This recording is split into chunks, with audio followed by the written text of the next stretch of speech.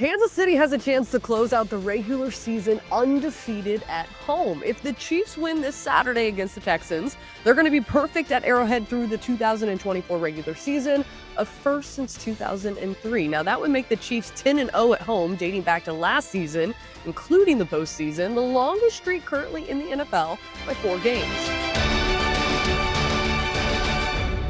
What is up, Chiefs Kingdom? Happy Wednesday. I'm Hayley Lewis, and this is Chiefs News Daily. As the Chiefs get ready to close out the regular season at home, we've got you more updates on Patrick Mahomes' ankle and his status for Saturday, along with wide receiver Hollywood Brown. So with that, we're going to dive right in. Give us a like and subscribe right here on the KCSN YouTube channel, and let's get rolling. All right, another day, another ankle watch session. Here is the latest. James Palmer shared this on X. The expectation is that Patrick Mahomes is going to try and give it a go on Saturday. Will he be 100%? Obviously not, but the belief right now, and we'll see how the rest of the week plays out, is that he's going to play versus the Texans. NFL Network's Ian Rappaport also gave an update this morning. Take a listen to that report. Some also really good news for Patrick Mahomes yesterday. We've all been wondering about his high ankle sprain. How is he going to practice? Was he going to practice at all?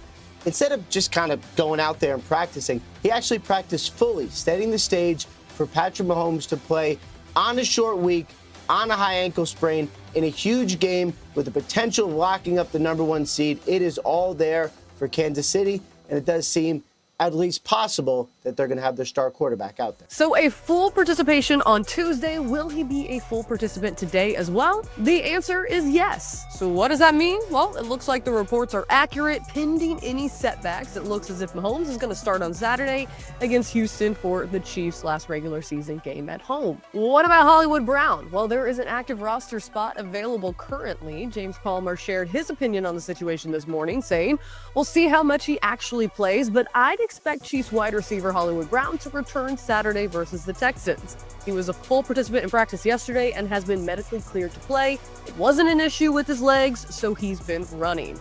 Now, ESPN's Jeremy Fowler also weighed in on the veteran wide receiver's game status, saying he's trending upwards. Also, watch out for Hollywood Brown. He is trending upward. He's trying to get a full week of practice, hasn't played all year.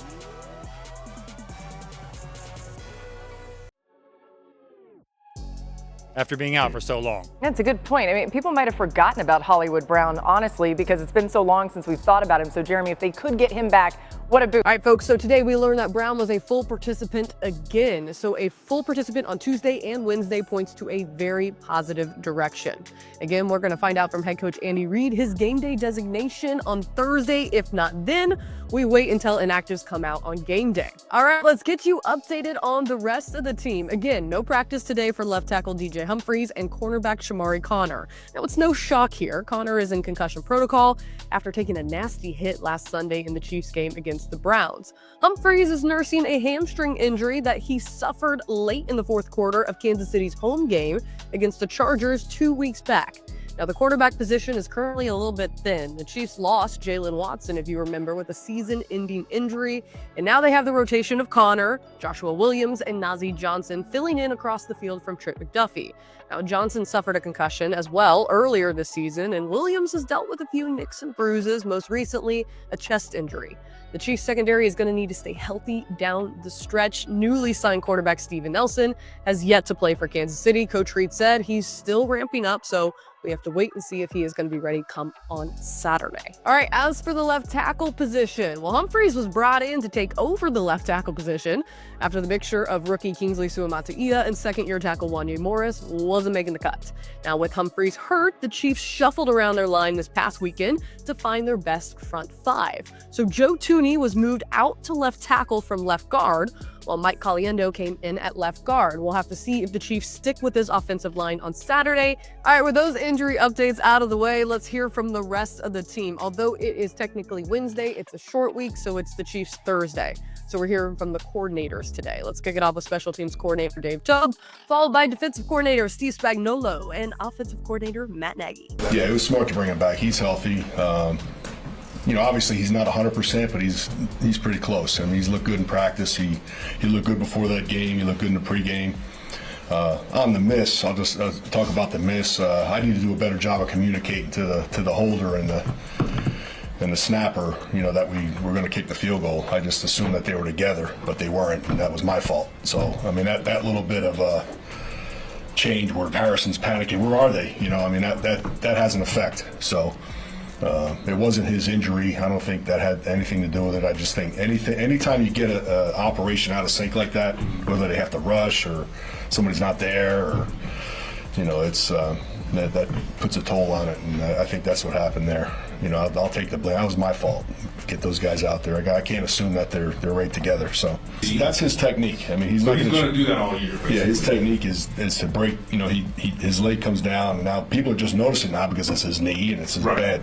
So they're looking at that leg. But all year long, his technique is to collapse that leg after he follows through. He doesn't. Most kickers, I mean, if you watch them, they plant, they kick, and then they hop on that leg. That leg gets replaced. He keeps his foot planted, and then his knee breaks, and then he steps through with his right leg. Now, he developed that technique after he got injured at the Arizona game, a couple of years ago. So that's something that's developed over time, and you can't just change your technique because you got injured. All of a sudden, now he's going to go back to the other. So he's going to keep the same technique, and that's all that was right there. Yeah, Harrison's back. I think he'll be back. In that role. We still have Justin as an option. If we want to kick it in the target zone, we want them to return it. I like having Justin do that because he's a better cover guy. A guy that can go down there and make tackles, and I don't want Bucker making tackles. We don't want him getting hurt doing something like that. So if we want to kick the ball to him, we use Justin. If we want to try to kick touchbacks and make him come out deep with it, we go Bucker. So that's what we'll do. They look like they're in complete synergy, and not just those two, and not just that wide out. And I think they got a tight end that's real effective. Their slot receiver's really good. And then the running back, who we saw a lot when he was in Cincinnati. Boy, what a find he was for them. And not just as a running back. He catches the ball out of the backfield, too. We hadn't played the Texans since CJ had gotten there, so we really hadn't studied him other than seeing highlights and whatnot. But he's as impressive as you had heard about people talking.